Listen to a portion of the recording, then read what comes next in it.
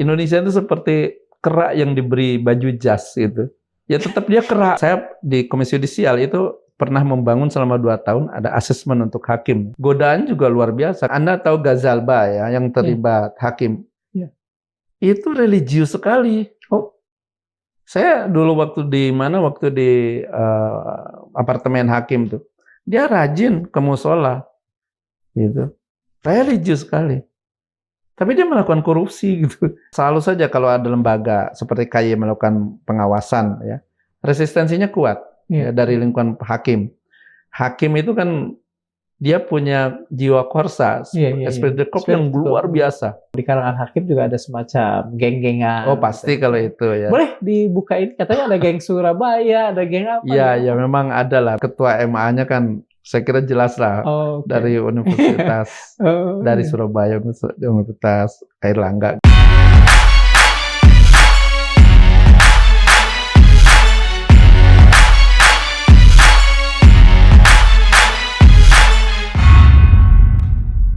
Sobat Madilog, Assalamualaikum warahmatullahi wabarakatuh.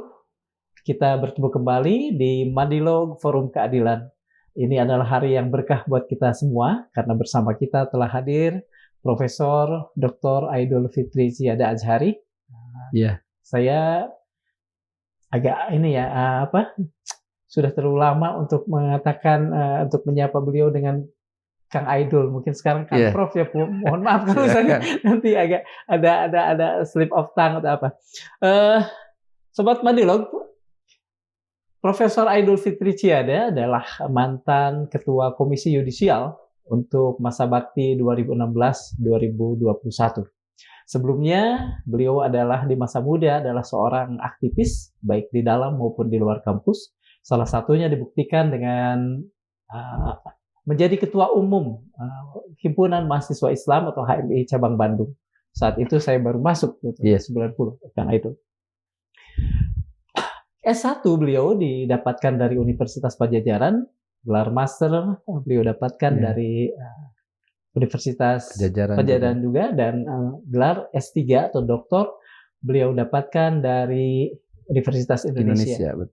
Ada hal yang menarik di samping kesibukan beliau dan dan begitu aktifnya beliau menerbitkan buku, menulis buku dan menulis di jurnal-jurnal ilmiah dalam dan luar negeri, adalah beliau sempat menulis sebuah paper untuk The International Conference of Philosophy History di Istanbul pada Mei 2015 dengan judul The Philosophy of Manunggaling Kawula Gusti, From Javanese Mysticism to Indonesian State Ideology.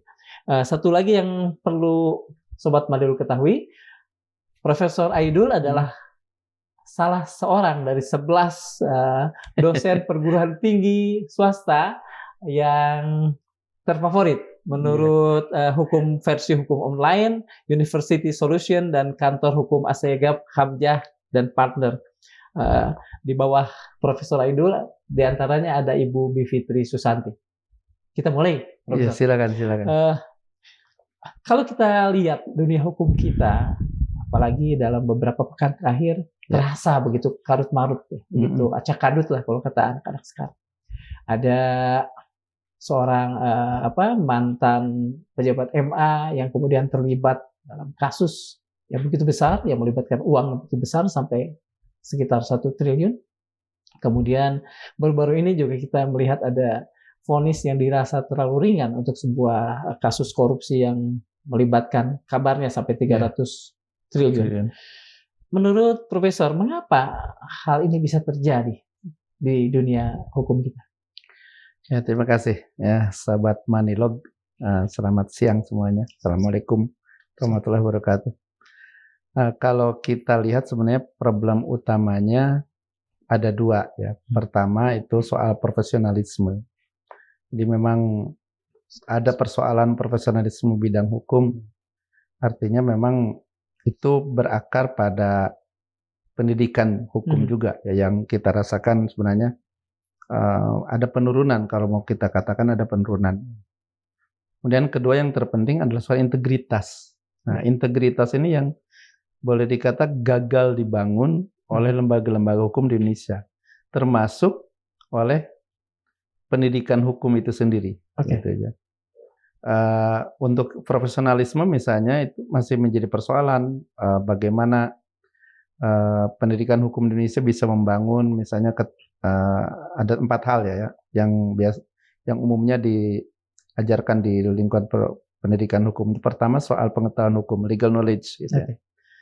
Itu artinya dia memiliki pemahaman, pengetahuan terhadap hukum material, kurang lebih hukum materi muatannya. Kemudian kedua, legal skill. Nah, legal skill itu kemampuan untuk beracara, kemampuan menyelesaikan sengketa. Ya. Dan ketiga itu soal legal thinking atau legal argumentation. Kemampuan untuk berpikir secara yuridis. Nah, ini juga menjadi persoalan sendiri karena seringkali berpikir yuridis di Indonesia itu agak tercampur gitu dengan pemikiran-pemikiran non-yuridis ya. Yeah. Bahkan karena gagal membangun pemikiran yuridis, kemudian kepentingan-kepentingan non-yuridis ya, termasuk finansial masuk gitu. Dan keempat, soal etika profesional. Ya. Nah, etika profesional juga baru menjadi isu belakangan saja sebenarnya ya, dan itu menunjukkan bahwa sudah sangat lama pendidikan hukum itu memang tidak membangun etika. Nah, yang terakhir ini ya, yang 3 pertama itu terkait dengan soal profesionalisme. Dan memang mengalami penurunan. Jadi selama di Komisi Yudisial ya, saya memperoleh informasi sebenarnya. Meskipun riset ini tidak, saya kira belum begitu valid. Ini riset internal barangkali ya. Ya, boleh dikata begitu ya. Jadi putusan-putusan tahun 70 gitu, artinya oleh hakim-hakim lama gitu ya. Itu lebih bermutu. Itu lebih bermutu daripada yang sekarang gitu kan. Dan kedua juga soal integritas ya. Yang dulu memang lebih berintegritas gitu ya. Nampaknya memang pendidikan hukum lama gitu. Boleh saya Prof, mengapa dunia pendidikan hukum kita gagal untuk memberikan paling tidak 3 hal utama sebelumnya keempat soal etika tadi? Ya, jadi kita ada proses intervensi kekuasaan sebenarnya, terutama pada masa-masa awal Orde Baru. Ya. Ini catatan ini saya peroleh dari Bang Buyung Nasution sebenarnya. Ya. Ketika proses-proses peradilan itu melibatkan militer. Jadi mulailah terjadi misalnya penurunan bagaimana kekuasaan lebih mempengaruhi proses hukum. Ya, apalagi tahun-tahun setelah 66 itu barangkali ya. Maksud saya itu ya, setelah itu pada saat Mahmil Lub itu dimulai gitu. Nah, itu mulai. Ini catatan dari Bang Buyung sebenarnya, dan saya meyakini itu ya.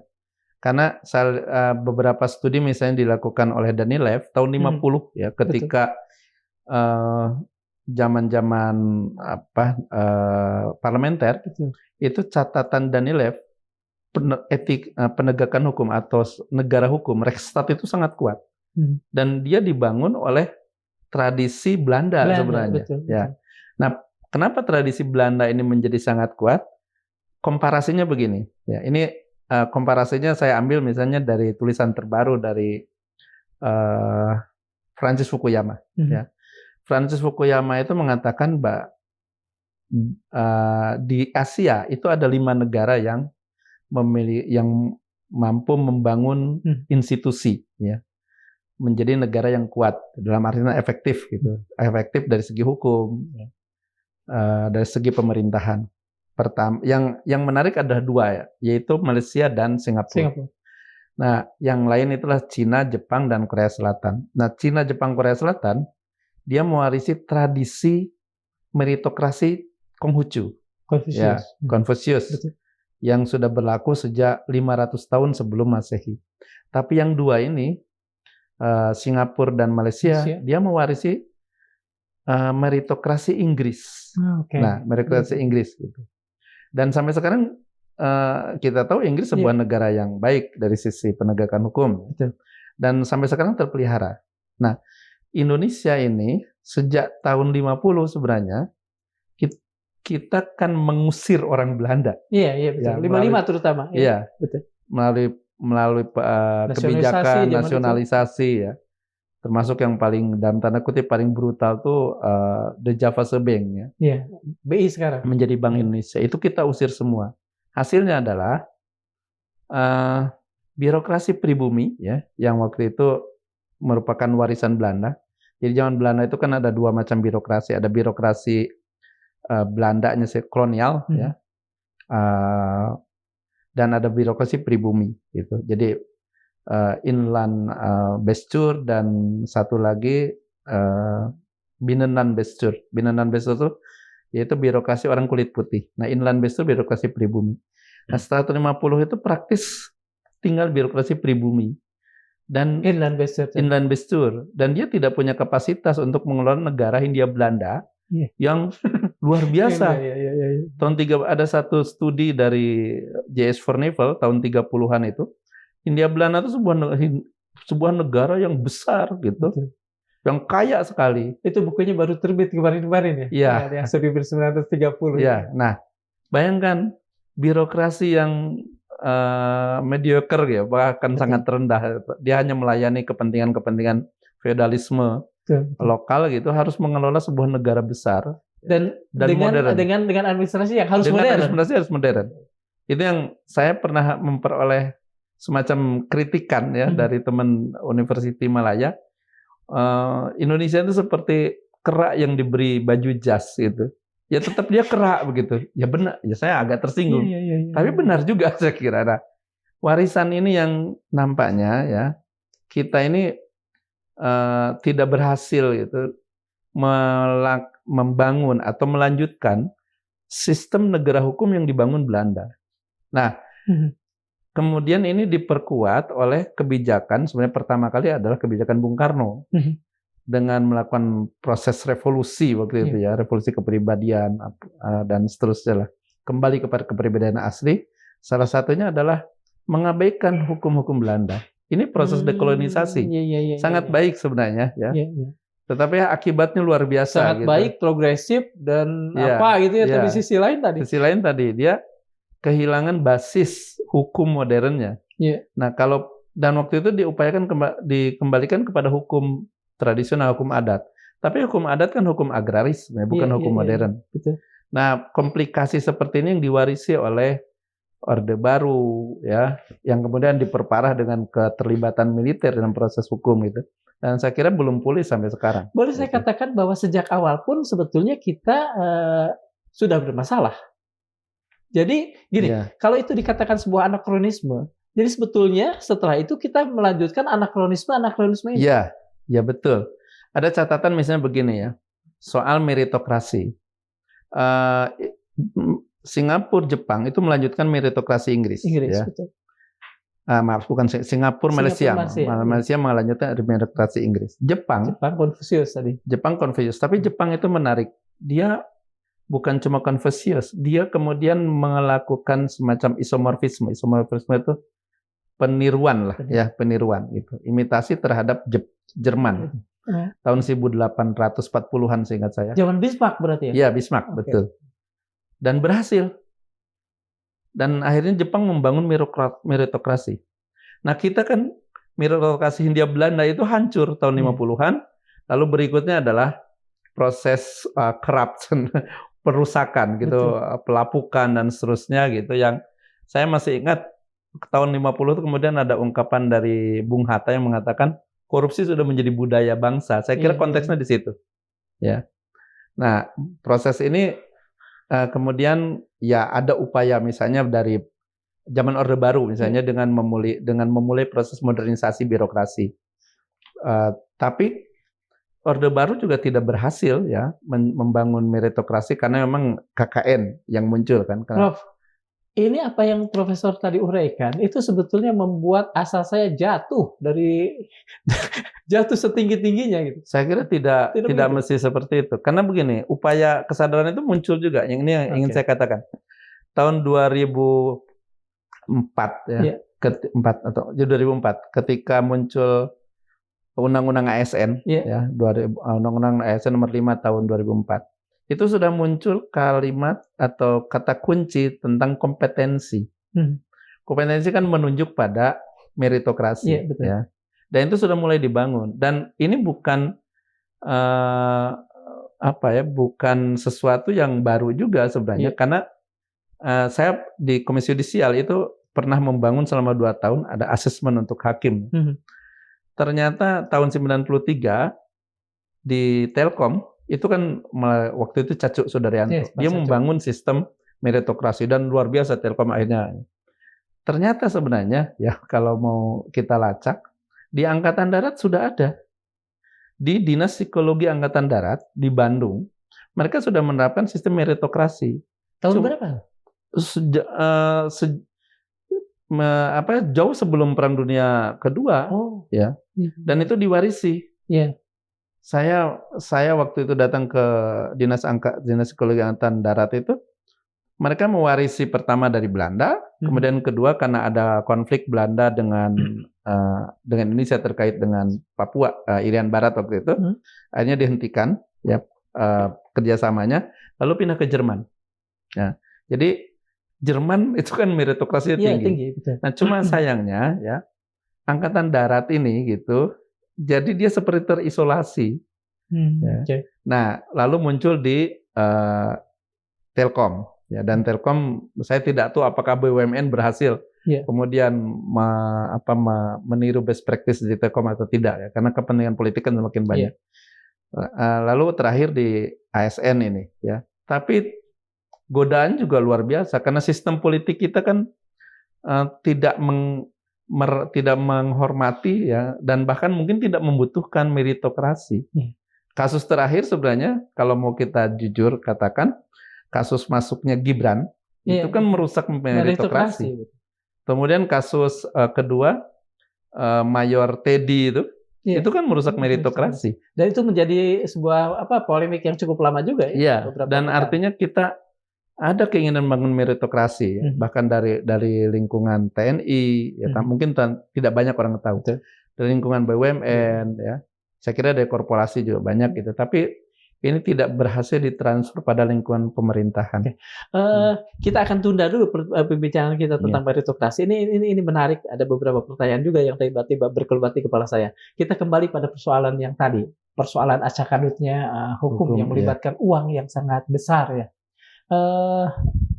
Apakah kita masih punya dan masih harus punya harapan dengan sekian banyak tadi Profesor juga mengatakan anakronisme rentangnya dari tahun 50-an, masihkah punya harapan untuk mengembalikan hukum ini paling tidak punya harga di mata publik, di mata kita semua? Ya saya kira kalau soal harapan itu harus dipupuk saja. Tapi begini ya, ada yang menarik situasi di kehakiman itu, di dunia kehakiman, setidaknya di lingkungan Mahkamah Agung. Ada jeda 6 tahun penerimaan hakim itu, karena memang problemnya problem administrasi waktu itu. Karena hakim tiba-tiba ditempatkan sebagai pejabat negara gitu ya, sebelumnya kan PNS. Nah, karena pejabat negara dan belum ada undang-undangnya, ternyata Menpan RB tidak mau merekrut hakim karena Menpan RB kan PNS gitu kan. Betul. Kemenke juga tidak mau mengeluarkan uang karena memang tidak ada nomenklatur. Akhirnya 6 tahun itu stuck, tidak ada penerimaan hakim. Nah, tahun keberapa? Tahun 2010 sampai tahun 2016 ya. Sampai 2016. Baru tahun 2016 kemudian ada penerimaan hakim. Itu pun setelah dalam tanda kutip diakali gitu ya. Jadi hakim itu diterima sebagai PNS, kemudian dilatih, nanti kemudian diseleksi apakah jadi hakim atau sekedar administrasi gitu setelah 2 tahun. Nah, sebenarnya ini juga jadi peluang kalau untuk hakim itu, artinya ada, kalau kita sebut ada pangkas generasi gitu ya. Betul. Ini memangkas generasi. Potong generasi. Generasi ini memotong generasi. Cuma apakah kita pertanyaannya yang muda ini gitu, apakah berhasil diisolasi gitu dari pengaruh yang tua? Ya. Karena ini persoalan generasi sebenarnya ya. Jadi yang lama itu kan generasi yang dibangun oleh Orde Baru. Betul. Dan mereka mindsetnya mindset KKN lah pada dasarnya ya.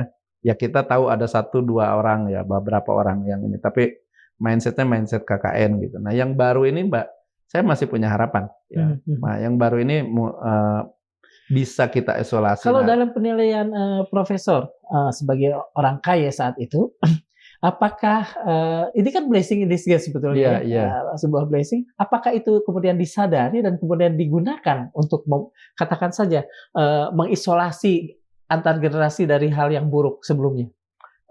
Belum, saya kira belum ya. Jadi yang waktu itu kan situasinya begini saja.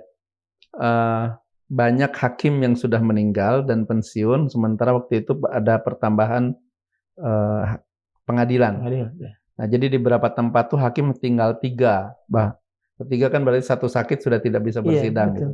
Akhirnya pemerintah dan MA dan KAI waktu itu mengambil resiko lah secara administrasi sebenarnya melalui rekrutmen PNS dan waktu itu saya masih ingat 1.500 hakim. 96 sih saya hakim yang jadi ribuan begitu dan itu arti generasi baru. Kalau bisa disebut milenial ya, 2016 itu ya.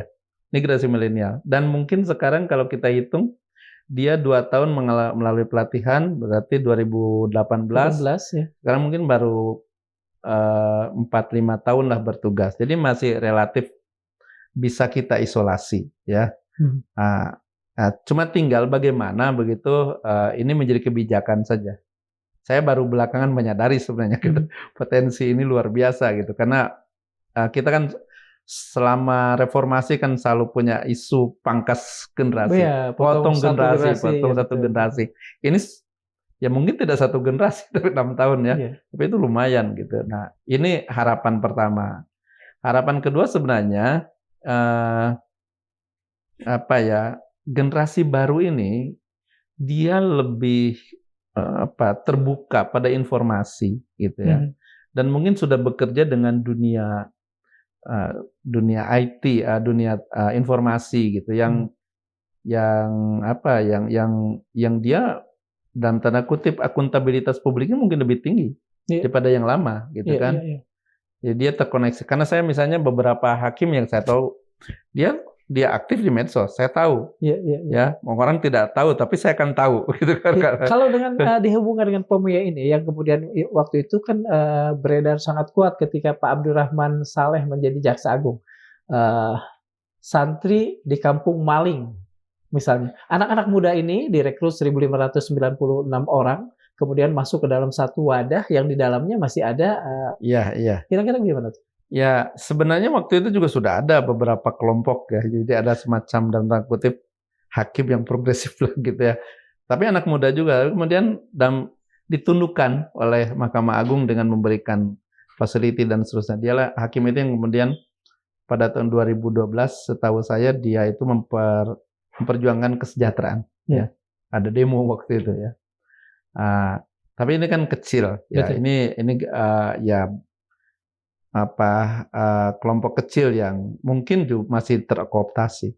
Tapi kalau yang baru ini kan setiap tahun tambah dan saya kira agak berbeda karakternya. Saya merasakan dan mengalami juga perbedaan karakter ini. Jadi ketika bekerja bersama gitu, generasi baru ini yang sudah melek IT, sudah terbuka pada informasi global bahkan ya. Dia berbeda sama sekali dengan Pak yang tua ini. Ya. Nah, harapan memang ada, tinggal bagaimana kebijakan ini dilakukan, ya, sehingga persoalan generasional ini bisa diselesaikan, gitu kan. Nah, di sisi lain sebenarnya kalau saya terakhir ini menemukan misalnya kayak mungkin tahu soal pergerakan terakhir dari Gen Z ya, atau soal peringatan darurat gitu betul. Dan kemudian terakhir PT 20% itu presiden 20%. Itu juga menunjukkan sebenarnya ada harapan ya. Generasi ini berbeda gitu. Ada generasi yang berbeda gitu yang mereka mulai tidak membenci gitu, mulai menarik batas gitu ya dengan generasi yang lama. Dan mereka mulai jengah sebenarnya kalau kita baca itu. Nah, persoalannya bagaimana kita ya melalui media atau kekuatan masyarakat sipil itu mengisolasi kelompok ini. Ya, saya yakin. Ya, saya percaya teman dari ini ungkapan dari teman Malaysia tadi. Indonesia ini memang tidak melalui proses perubahan dari kolonial, melakukan proses dekolonisasi itu tidak tidak berjalan tidak rata berjalan gitu ya. Ya, dia melalui proses patahan gitu ya, revolusioner gitu. Dan dia mengatakan mungkin hasilnya ada satu generasi yang lebih otentik dibandingkan misalnya Malaysia, dibandingkan Singapura. Saya meyakini itu ya. Otentik karena kesadaran datang dari diri sendiri juga ya. Dan contoh misalnya otentik begini. Indonesia ini kan dia mewarisi hukum Belanda. Saya yakin tidak banyak sarjana hukum atau mungkin tidak ada sarjana hukum di Indonesia yang bisa berbahasa Belanda. Gitu. Mungkin dia tidak paham membaca bahasa Belanda pun saya tahu banyak salahnya. Artinya dia punya kesadaran baru ya. Nah, sisi lain yang menarik juga misalnya kalau kita menggunakan teorinya Kunto Wijoyo ya, soal revolusi demografi itu. Dia kan Kunto Wijoyo mengatakan bahwa tahun 50 itu kan mulai terjadi perubahan besar ketika kabinet Natsir ya membuat sekolah rakyat. Maka banyak santri-santri atau bukan cuma orang desa yang sekolah. Ya. Hasilnya ya 20 tahun kemudian kan setidaknya tahun 66 itu kan terjadi konflik generasi dan muncullah demonstrasi segala macam. Kenapa? Karena waktu itu kan generasi baru ini dia memiliki pengetahuan modern. Pengetahuan modern dan membutuhkan struktur modern, struktur industri. Nah, sementara Soekarno ya waktu itu tidak menyiapkan itu. Nah, dia membutuhkan itu dan Soeharto menyiapkan itu, maka dia bisa masuk ke era Soeharto yang mempersiapkan modernisasi gitu. Dan saya melihat bahwa sekarang pun kurang lebih ada generasi itu ya. Karena setelah reformasi ya, itu kan sebenarnya terjadi patahan juga. Di mana orang tidak memahami lagi Orde Baru gitu. Banyak saya tanya generasi baru tidak tahu Orde Baru, dia punya kesadaran baru sama sekali. Dan kesadaran dibentuk oleh proses globalisasi, terpaan informasi yang luar biasa. Nah, masalahnya tinggal bagaimana kita gitu mengatur ya patahan generasi ini. Karena di Indonesia ini kan tidak evolutif gitu. Selalu revolutif gitu. Mengalami patahan-patahan sosial. Nah, bagaimana kita mencoba secara sadar gitu. Pemerintah atau siapa, kalau kita tidak percaya pemerintah, oke lah kita dalam situasi sekarang, tapi masyarakat sipil ya, media itu mengelola generasi ini gitu. Generasi yang sedang berubah ini. Iya, yang sedang berubah ini dan saya kira sudah berubah. Prof, ketika Profesor di KY salah satu tugas Komisi Yudisial kan adalah mengawasi hakim-hakim gitu ya. Saat itu besar tidak harapan dengan ini kan faktanya seperti ini, kemudian ada idealisasi yang harus diwujudkan. Besar tidak harapan untuk mengubah dan lain sebagainya? Atau misalnya banyak kendala? Kendalanya waktu itu karena generasi lama ya, saya lihat kendalanya besar sekali. Jadi seperti terpasung gitu ya.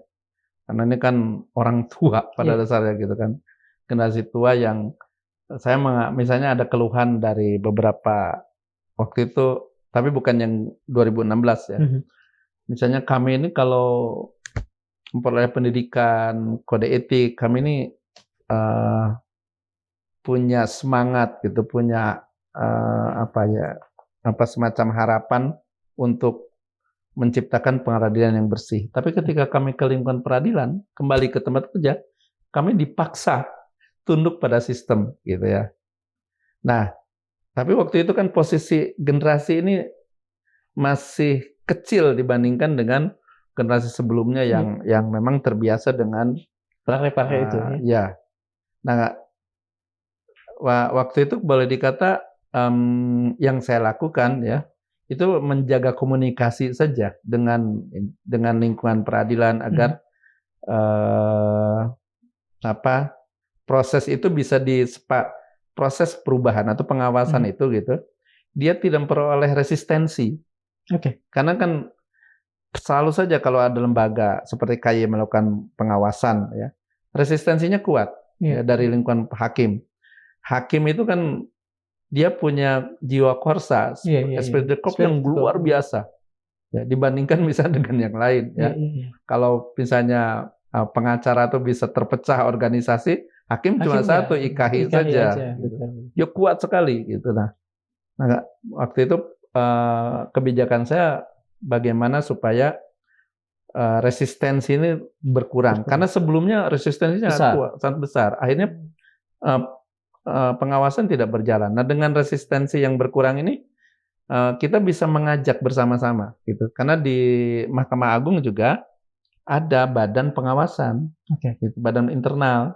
Nah, kalau ini bisa bekerja gitu dan kita berikan kesadaran, sampai satu titik mereka memiliki kesadaran yang kurang lebih sama lah untuk membangun institusi itu. Profesor kan dari 2016 ke 2021 lah katakan ya.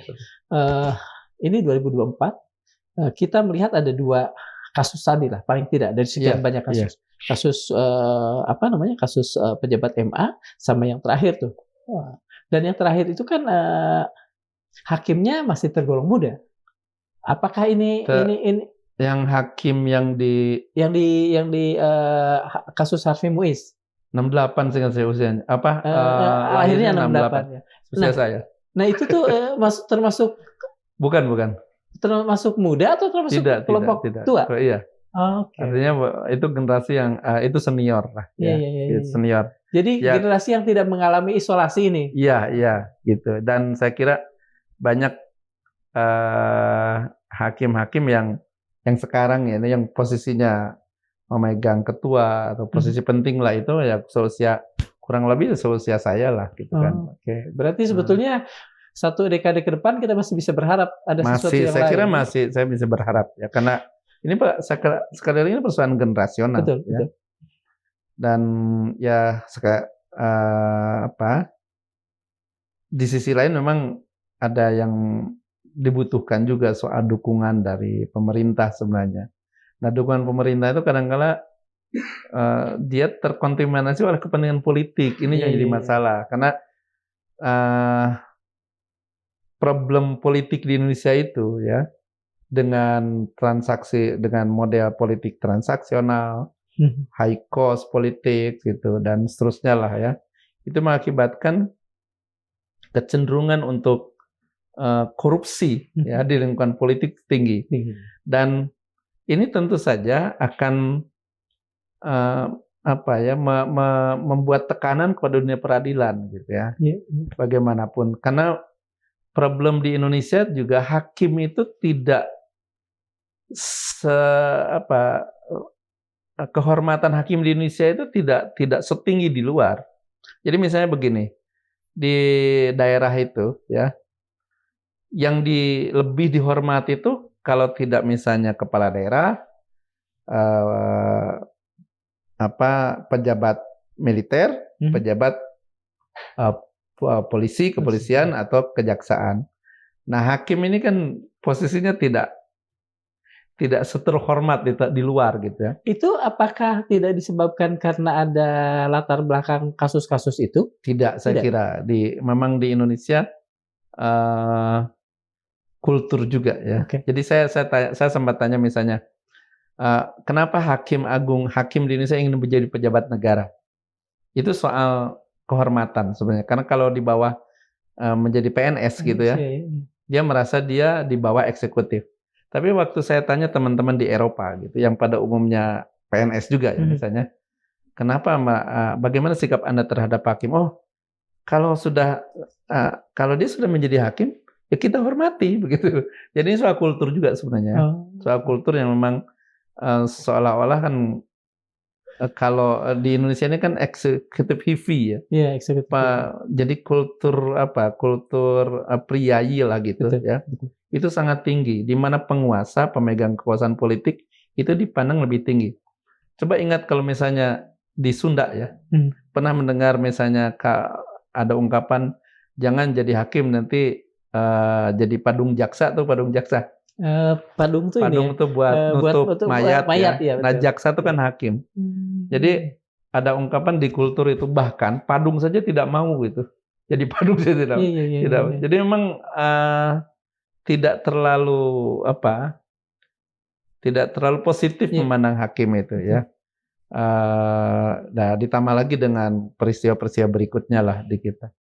Jadi secara kultural memang. Apakah sikap untuk tidak terlalu memberikan penghormatan yang cukup kepada hakim ini membuat masyarakat agak agak bukan pragmatis ya, agak membiarkan atau memandang normal ketika hakim-hakim tidak menunjukkan sikap yang terhormat juga? Ya, saya kira ada resiprokal lah begitu ya, antara hakim yang masyarakat yang membiarkan dan hakim. Karena begini, pengadilan di Indonesia ini kan pengadilan modern. Masyarakat kita masyarakat tradisional, kalau mau jujur ya. Ini mirip dengan ungkapan Clifford Gates, ini kan the old society in a modern country gitu kan. Nah, ini sistem modern ya. Dan sistem ini kalau zaman Belanda di misalnya Landrad itu posisinya kan bagaimana hakim itu duduk, kemudian hakim duduk di meja di kursi, pribumi di lantai, deprok gitu kan. Jadi memang kesannya buruk ya. Nah, lalu dibangun pada masa dimulai dibangun pada masa awal kemerdekaan gitu, kemudian ya tadi saya katakan bagaimana dia mengalami pelapukan gitu kan. Jadi ini soal budaya, memang pengadilan itu tidak seperti di negara lain ya, dan memang bukan bagian dari kultur kita sepenuhnya.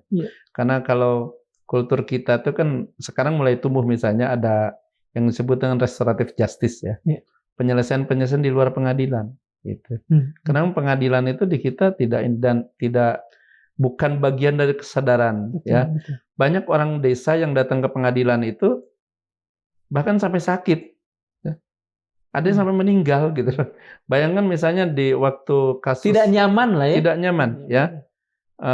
Jadi dia tidak seperti orang barat ya. Ini kan institusi barat pada dasarnya. Ketika melihat pengadilan itu sebagai salah satu institusi dan penyelesaian sengketa. Di kita kan bukan. Di kita penyelesaian sengketa itu di lurah, di kiai gitu. Jadi ini bukan kultur kita sebenarnya.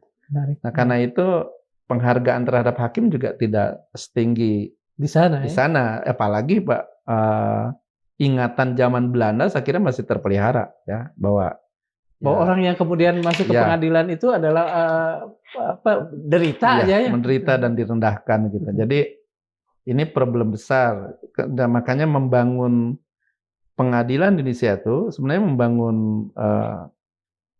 institusi modern. Dan problemnya sama dengan birokrasi, sama dengan yang barangkali yang berhasil dibangun di Indonesia cuma militer saja.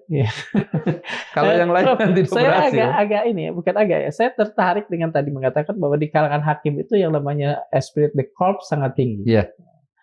Tapi saya juga mendengar rumor bahwa di kalangan hakim juga ada semacam geng-gengan. Oh pasti kalau itu ya. Boleh dibukain, katanya ada geng Surabaya, ada geng apa? Iya, memang ada lah. Biasanya terkait dengan alma mater gitu ya, dengan biasa kalau itu dalam dunia pekerjaannya ada grup organisasi ini, organisasi apa, kemudian ada suku-suku ya. Karena menarik di Indonesia ini kan Makassar gitu ya, Sumatera, Palembang gitu. Itu saya kira normal saja dalam satu institusi. Tetapi secara secara formal gitu memang ketika menghadapi ancaman dari luar gitu ya, itu mereka solid ya, luar biasa ya. Dan ya kalau menggunakan teori misalnya ya, kelebihan hakim itu saya ingin meminjam teori Weber misalnya. Kelebihan hakim itu dimanapun seluruh dunia sama sebenarnya. Dia itu punya pendidikan yang sama, ya, punya institusi yang bersifat nasional dan punya kode etik yang sama. Nah, karena itu hakim itu punya kemampuan mengintegrasikan diri secara nasional. Nah, di sisi dengan kemampuan mengintegrasikan, sebenarnya hakim juga punya kemampuan mengintegrasikan masyarakat. Ya, sebenarnya. Tapi syaratnya tentu saja kalau misalnya hakim bisa berperan, dia menyeimbangkan, bersifat imparsial, ya, dia tidak berpihak, kemudian dia independen. Kalau misalnya independen lalu berintegritas. Nah, kalau misalnya independensi, tidak independen, tidak imparsial, dan integritas, tentu saya kira esprit de corps hanya menguntungkan dirinya sendiri, bukan bersifat integratif pada kehidupan sosial. Ini kembali pada soal yang tadi, soal ada geng-gengan itu. Mungkin ini salah karena saya melihat sebagai orang awam dari terbatas pada pada bacaan-bacaan yang beredar gitu ya, berita-berita. Kelihatannya kalau boleh dikatakan geng Surabaya sekarang sedang kuatnya atau gimana? Atau sedang dalam persoalan justru? Karena ada kasus ini begitu ditelusuri ada juga hubungan. Ya kalau karena ketua MA-nya kan saya kira jelas lah dari universitas dari Surabaya, Universitas Airlangga gitu. Dan biasanya di Indonesia kan menarik ya ketika tampil satu alumni satu universitas kan lalu ke bawahnya sama. Nah, waktu kalau zaman dulu dijabarkan kemudian zaman sebelumnya kan Pak Sarifudin kan dari Palembang dan dari UII gitu kan. Itu luar biasa orang UII Palembang gitu. Kebetulan ada Pak Tito juga di situ ada. Jadi memang saya kira Indonesia ini menarik ya, tapi karena memang beragam gitu ya. Tapi saya tidak melihat itu sebagai persoalan dalam dinamika organisasi internal gitu ya.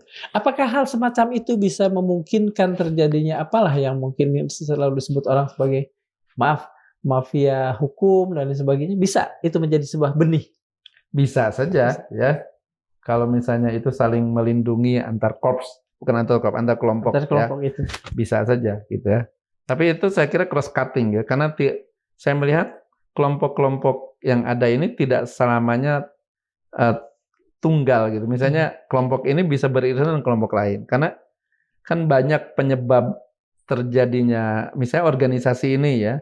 Organisasi mahasiswa ini, dan organisasi mahasiswa ini gitu. Tapi bisa jadi pada saat yang sama dia dari daerah mana. Jadi banyak. Jadi bagi saya cross cutting aja tidak mono gitu ya. Iya.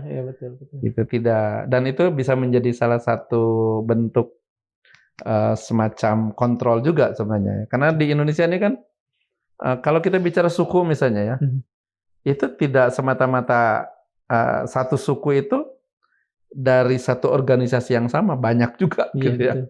Jadi memang cross cutting evolution ya gitu. Tadi Profesor berbicara soal kurangnya 3 hal pertama, kemudian yang terakhir adalah soal etika, profesi, integritas. Kira-kira apa yang bisa kita lakukan untuk mungkin memboosting lah katakan integritas para hakim ini, sehingga paling tidak ada semacam rasa malu bersama untuk kembali melakukan hal-hal yang degil seperti yang sudah. Integritas itu kan tidak muncul dalam waktu cepat ya. Dia terbangun dalam proses yang lama gitu. Saya melihat bukan cuma pendidikan di tingkat perguruan tinggi sebenarnya, tapi pendidikan dari awal gitu. Entah itu keluarga, pendidikan menengah, atau bahkan dasar. Jadi problemnya sebenarnya tidak sesederhana kita kemudian bisa membangun dalam waktu relatif cepat ya. Ini bagi saya masalah integritas itu masalah bangsa secara keseluruhan. Jadi hakim itu hanya salah satu serpihan saja gitu dari persoalan integritas secara umum ya. Kita melihat aparat hukum itu dia produk dari budaya, dari realitas sosial. Dia cerminan saja gitu kan. Karena kita tahu di Indonesia ini integritas tidak dibangun dari awal ya. Bahkan dari lingkungan misalnya sebegini, kita harus beriman gitu ya. Tapi ada studi yang dilakukan oleh mahasiswa saya gitu. Justru di daerah-daerah yang tingkat agamanya itu yang terutama di Jawa ya, yang kita lihat tingkat religiusitas tinggi, korupsi juga tinggi juga gitu kan. Jadi karena memang problem di kita kan tidak pernah mampu transformasikan masalah etika moral personal menjadi moralitas sosial. Sosial ya. Ini sebenarnya bukan problem kita. Dulu di Eropa juga begitu ya. Karena itu kemudian misalnya Voltaire itu ya seorang filsuf Prancis gitu. Dia sampai kemudian mengatakan sudahlah jangan bicara etika itu soal takut neraka atau menghendaki surga. Kita bicara soal etika itu soal secara rasional bahwa yang ini benar, yang ini salah. Jadi penyelesaian rasionalitas gitu. Nah di kita belum selesai itu. Nah bisa bayangkan misalnya bagaimana orang-orang yang soleh itu ya, habis pengajian segala macam dia bisa melanggar lalu lintas gitu kan. Jadi ini problem, saya kira ini problem peradaban kita. Nah saya mencatat juga misalnya boleh saya ini Prof. Kalau soal tadi ya, soal kan sebetulnya yang namanya hukum-hukum agama tuh selain tegas juga kan mengerikan. Urusannya kan tadi itu surga neraka gitu. Apakah kalau misalnya ancaman-ancaman seperti itu saja tidak membuat orang ngeri dan kemudian menghindar, apalagi yang bisa? Belum tentu. Jadi gini, ada satu teori yang mengatakan bahwa masyarakat itu kan ada di peradaban ini ada dua jenis masyarakat. Masyarakat yang dilandasi oleh rasa dosa, sin society. Ini biasanya berbasis pada agama Ibrahimiyah atau Abrahamik ya. Mereka mengenal dosa, gitu kan, sebagai satu bentuk kesalahan gitu. Tapi ada juga yang agama-agama non Abrahamik kan sebenarnya tidak mengenal dosa, dia cenderung pada karma atau pembalasan dan ujungnya rasa malu. Nah Jepang itu dibangun oleh perasaan malu gitu. Dia tidak mengenal dosa. Jadi saya ketika bicara dengan orang Jepang soal surga neraka mereka bingung. Ya, mereka bingung. Saya bilang ya juga ya karena mereka kan meyakini kalau meninggal ya kemudian dia bereinkarnasi dari yang lain. Pembalasannya berikutnya gitu kan. Dan ya tinggal kemudian dalam kehidupan berikutnya berbuat baik dia akan kemudian kalau dia berbaik terus dia akan meningkat gitu dan satu waktu mungkin jadi semacam dewa gitu ya. Bodhisatwa atau Buddha gitu ya, di mana energi dia atau spirit dia itu kemudian memencar di seluruh alam. Nah kalau kita kan tidak gitu kan. Dan ini problem besar yang kemudian di Eropa kan mewarisi tradisi Abrahamik yang saya sebutkan tadi. Kemudian etikanya dibangun oleh rasionalitas gitu. Ya sudah, bicara etika tuh bicara tentang rasional, baik buruk menurut akal sehat gitu. Nah, dan itu bisa diverifikasi. Artinya secara akal sehat Anda melakukan kesalahan menurut akal sehat. Tapi pada masyarakat kita kan seringkali misalnya kalau misalnya kita berbuat kesalahan ya, tidak ada yang bisa memverifikasi ini salah atau benar, atau kita bisa bertobat. Selesai urusan. Gitu. Itu yang kita bisa berurusan secara personal kepada Tuhan gitu. Nah, problem kita adalah kita belum bisa ya mentransformasikan kesalahan pribadi ini menjadi kesalahan sosial. Bagaimana kita bisa memahami misalnya pada saat Ramadan setiap orang di Indonesia Muslim lah sebutnya, Muslim itu bahkan untuk makan sebelum beduk saja nggak berani gitu. Atau makan setelah imsak itu nggak berani. Itu yang disebut tadi kesalahan sosial. Ya. Tapi pada saat yang sama dia melakukan korupsi gitu kan ya. Jadi dia belum bisa mentransfer. Nah problem ini yang di Eropa berhasil. Ya dia melakukan proses rasionalisasi etika. Apa yang membuat mereka berhasil, Prof? Di Eropa. Ya saya kira jelas di Eropa mengalami proses ya kalau kita sebut sekularisasi ya. Tapi kalau saya menyebut memang kita belum bisa menurunkan keyakinan agama kita tuh menjadi realitas sosial. Gitu. Berhenti menjadi sebuah ritual dan seterusnya lah. Ya. Nah di masyarakat Jepang, Korea itu, Jepang terutama misalnya, kita melihat yang mereka bangun adalah rasa malu. Ya, sim society, masalah malu, bukan sin society. Problem ini belum selesai dan saya menemukan pada hakim ya pada itu. Jadi Anda tahu Ghazalba ya, yang terlibat hakim. Ya. Itu religius sekali. Oh, saya dulu waktu di apartemen hakim tuh, dia rajin ke musola, gitu, religius sekali. Tapi dia melakukan korupsi gitu. Apa hubungannya ya? Jadi sepertinya dua kesadaran yang terpisah gitu ini kan. betul-betul sekularisasi. Iya, saya melihat ini sekuler sebenarnya, bentuk-bentuk sekularisasi. Mungkin betul juga apa yang dikatakan oleh Cak Nur itu, sekularisasi itu bukan bentuk yang dimaksud sekularisasi agama, itu bukan pemisahan. Bagaimana menurunkan gitu teologi yang bersifat metafisik itu menjadi religius sosial. Nah, ini yang belum selesai di kita, dan peradaban kita saya kira masih di situ. Ada upaya-upaya yang pernah dilakukan mungkin dengan bekerja sama dengan MA, KY mulai melakukan hal-hal seperti itu. Iya, saya sudah beberapa kali kita terus melakukan itu semua, kajian-kajian itu semua ya. Salah satunya sebenarnya misalnya kita dari awal kalau untuk rekrutmen hakim itu kita melihat mencoba melakukan assessment, Mbak. Karena kan dari assessment bisa ketahuan ya. Belum tentu orang yang baik gitu terlihat baik gitu.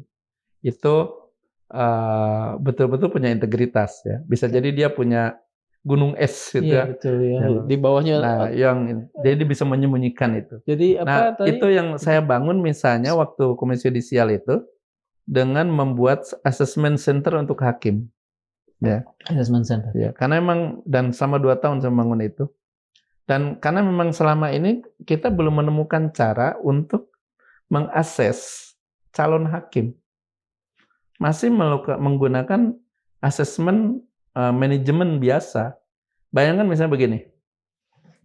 Hakim itu kan dia tidak boleh terlalu menonjol. Beda dengan politisi, ya. Kalau politisi harus menonjol karena kepemimpinan harus kuat sekali gitu kan.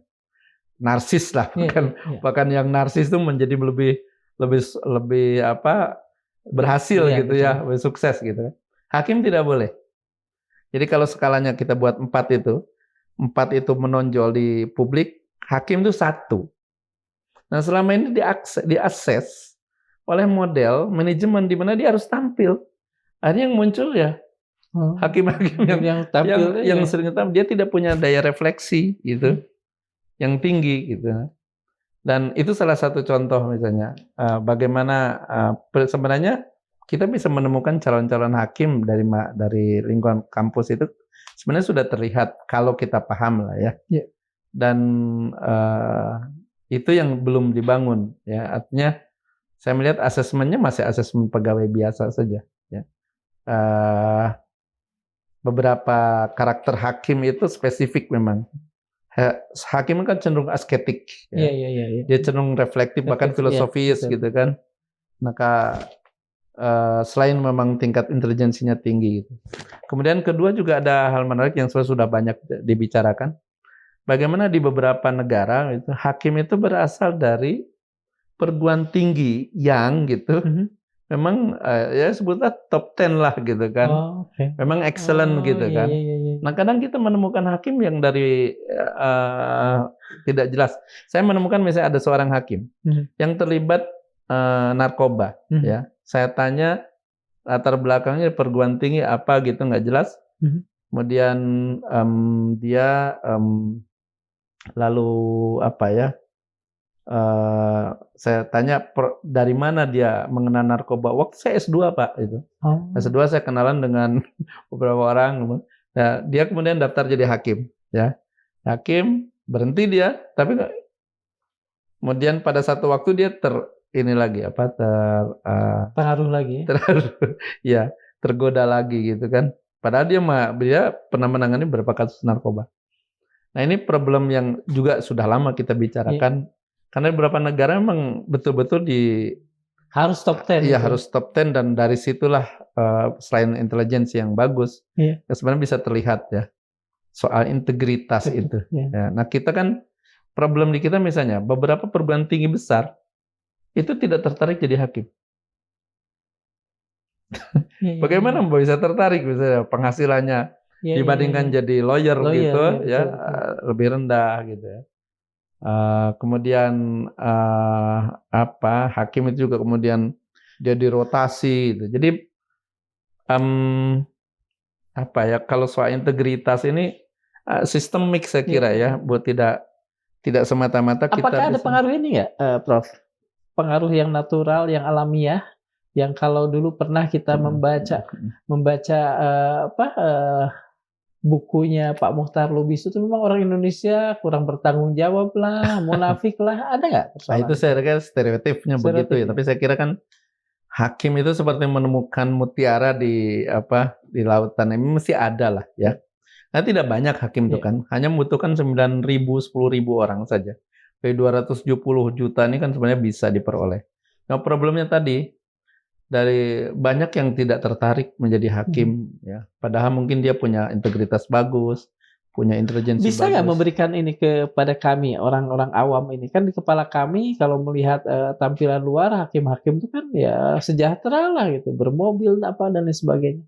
Kalau bisa memberikan ilustrasi gaji atau apa misalnya? Ada ketentuan gaji terbaru ya. Sebenarnya relatif lebih tinggi, saya agak lupa, tapi kurang lebih gaji pertama itu hampir berapa 12 jutaan lah. Tapi untuk hakim tinggi itu 40 agak lupa saya yang baru itu ya. Baru kemarin diterbitkan. Tapi relatif lebih tinggi. Tapi jangan lupa hakim itu kan dirotasi. Bayangkan misalnya hakim baru misalnya dia ditempatkan di Papua ya. Ada mahasiswa saya ditempatkan di Papua dan jauh terpencil di Serui gitu kan. Nah, bagaimana misalnya dia harus mengongkosi lah gitu betul. Kan. Nah, itu kalau dia masih muda. Kalau misalnya dia misalnya anaknya sudah mulai membutuhkan tempat yang relatif bukan stabil ya, menetap gitu. Ya. Misalnya sudah SMP gitu. Maka dia bertahun-tahun terpisah. Jadi ada 2 dapur yang harus dia biayai, ya. Dan dia harus pulang gitu. Maka biasanya hakim itu menjadi sangat mengenaskan ketika dia terpisah dari istrinya, dari keluarganya. Itu tinggal di kos-kosan yang bahkan lebih buruk dari mahasiswa. Ada berapa kejadian hakim itu meninggal di tempat kosnya tanpa diketahui. Nah, hakim yang itu temuan ketika Prof dan itu ya? Ada hakim yang tinggalnya tuh jauh gitu ya, dia naik angkot gitu, naik sepeda motor biasa gitu yang padahal ancaman juga besar sekali gitu. Nah, jadi jangan dilihat jumlahnya karena memang begini, problem kita ini kan negara besar ya. Betul. Jadi kalau misalnya kita membandingkan dengan Belanda, oke lah Belanda tuh. Belanda tuh kan kecil sebesar Kerasidenan Madiun, gitu. Nah di beberapa negara, misalnya di Amerika, hakim itu ya hanya dirotasi pada negara bagian saja. Nah kita ini kan dari Aceh ke Papua gitu, itu sama dengan Istanbul ke London itu. Jadi problem besar juga. Maka sempat kita ada pikiran-pikiran agar hakim itu ya di lokasinya dibatasi lah. Cuma memang ada kebutuhan juga agar hakim di Indonesia itu mengenal, memiliki multikultur gitu kan. Karena kan dia harus memahami bagaimana misalnya orang Jawa bisa memahami Minang, ya orang Minang bisa memahami Papua gitu. Nah itu harus dibiasakan. Jadi tidak simpel sebenarnya problem hakim itu dan kalau disebutkan hakim itu sejahtera ya, bayangkan pada usia 50 tahun misalnya ya, dia harus pulang tiap minggu naik bis ya, mengejar hari Jumat misalnya malamnya, kadang nggak terkejar juga. Sementara dia mulai sakit-sakit, ada encok segala macam, dan itu banyak yang saya melihat misalnya hakim-hakim itu secara psikologis ya. Dia punya masalah sebenarnya. Sehingga dalam tanda petik masuk akal kalau misalnya mereka mengambil kesempatan untuk lancung begitu ya Prof ya. Ya sebenarnya tidak masuk akal juga. Artinya dorongannya ada lah. Ya dorongannya ada. Ya dorongan karena hakim juga banyak yang akhirnya menerima gitu, terbiasa dengan kehidupan mereka. Yang saya kira itu kehidupan yang Spartan gitu. Betul. Jadi, Prof, ini ada mungkin barangkali saya ingin mengembalikan pada persoalan kaya ya, terutama juga gini. Beberapa waktu terakhir banyak sekali pendapat masyarakat bahwa KY saat ini kurang begitu, katakan sajalah agak semacam terserabut dari persoalan-persoalan yang ada. Mereka mengatakan kok bisa sih misalnya kasus Harvey Mois ini tidak ditindaklanjuti dengan cepat dan sebagainya. Kalau dalam penilaian Profesor sendiri sudah cukup responsif tidak KY saat ini dengan kasus-kasus yang ada? Saya tidak dalam kapasitas menilai. Iya, memang gak enak juga betul. Menilai Komisi Yudisial sekarang karena bukan ini ya. Tapi mungkin harus menilai kira-kira apa yang harus dilakukan KY dalam persoalan. Sebenarnya kan ada dua macam cara lah. Karena dia bisa menerima pengaduan ya, atau dia bisa responsif. Itu dengan kan sekarang lebih mudah respons, ada no viral, no justice gitu kan, mudah sekali. Jadi ini soal responsivitas saja, dan memang penegak hukum memang harusnya responsif. Saya kira itu saja ya. Nah, soal kemauan aja saya kira ini ya. Jadi, dan memang di tengah situasi sekarang ya, dalam tanda kutip dia harus bergaul dengan lingkungan dengan publik ya. Betul. Publik yang sekarang sudah terbuka gitu ya, dengan arena publik gitu. Yang memberikan informasi banyak. Tinggal bagaimana respon ini bisa dilakukan itu. Saya kira itu ya harusnya dilakukan begitu saja. Pertanyaan terakhir, Prof. Jadi kita masih punya harapan besar sebetulnya untuk berubahnya hukum Indonesia menjadi lebih bisa kita hargai bersama. Begini. Saya masih punya harapan karena begini ya. Pertama, masih ada pendidikan hukum di Indonesia. Dan saya meyakini dalam sebuah sistem sosial itu selalu ada mekanisme koreksi. Ya. Ada sistem pendidikan hukum. Kedua, kita masih punya institusi hukum. Selemah apapun institusi hukum kita itu, dia tetap berjalan. Ya. Dan masyarakat tetap memberikan peluang ya, kalau bukan kepercayaan. Ini bisa terlihat misalnya di Mahkamah Agung itu setiap tahun hampir 12.000 kasus. Ya, itu juga numpuk, ya? Iya. Jadi artinya masyarakat tetap berharap itu. Nah, jadi dua sisi ini, satu praktek dan satu pendidikan, ini masih berjalan. Ya. Saya meyakini bahwa proses perbaikan, ya, refleksi, kemudian review segala macam tetap berjalan karena dinamika perguruan tinggi juga ada untuk mulai mengkritik, melakukan kritik, self kritik terhadap perguruan tinggi ada gitu. Nah, hanya saja kan tantangan lain juga tidak sederhana ya. Bagaimana lingkungan politik juga bisa mempengaruhi itu, dan sehingga ini soal dialektika saja yang terjadi antara dunia hukum di satu sisi, antara pendidikan hukum dan dunia praktek hukum dengan realitas politik. Makanya saya tidak melihat penyelesaian tidak cuma semata soal hukum. Ini soal politik juga ya, karena kita dulu membangun. Boleh saya menjelaskan, ada nggak goodwill dari pemerintah dalam persoalan politik ini sehingga kemudian urusan hukum menjadi lebih baik lagi? Kalau kita lihat kasus Hasto kan tidak. Artinya kasus Hasto kan sudah lama tertutup, kan? Ditutup. Artinya memang tidak ada, gitu kan? Yang ada adalah trade off. Iya, betul, trade off. Jadi itu kan terjadi pada pemerintahan Jokowi lah katakan. Iya. Nah, ada harapan nggak dengan pemerintahan baru ini? Kalau kita melihat, ya saya tidak bisa menilai. Tapi pertama, Pak, saya begini saja ya. Pertama soal Mayor Edi tadi itu ada persoalan. Betul. Itu harusnya kan dia berarti ada persoalan hukum di sini. Betul. Ya. Kemudian yang mengganggu meritokrasi. Iya. Kemudian kedua kasus-kasus terbaru soal misalnya soal pagar laut tiba-tiba itu kan artinya memang ada yang tidak berjalan. Nah, dan jangan lupa soal kalau membaca RPJP ya. itu fokusnya ke pidana saja untuk reformasi hukum itu gitu. Jadi tidak menyeluruh gitu. Jadi ini problem juga. Dan apakah hukum itu benar-benar menjadi panglima begitu? Saya kira belum nampak karena kita melihat kan panglimanya bukan di hukum, bukan hukum gitu. Tapi ada soal investasi dan seterusnya lah gitu. Jadi apakah kita punya harapan besar ya? Ya kalau saya tidak begitu. Tapi tetap saya ada peluang sekecil apapun karena tadi itu pendidikan hukum tetap ada, institusi hukum tetap berjalan dan masyarakat tetap mempercayakan ya. Kasus-kasus yang kemungkinan menimbulkan gejolak publik misalnya kasus Pilpres itu bisa selesai. Padahal kan peluang konfliknya besar ya. Nah sekarang kita tunggu misalnya kasus pilkada ya. Saya kira juga tidak akan.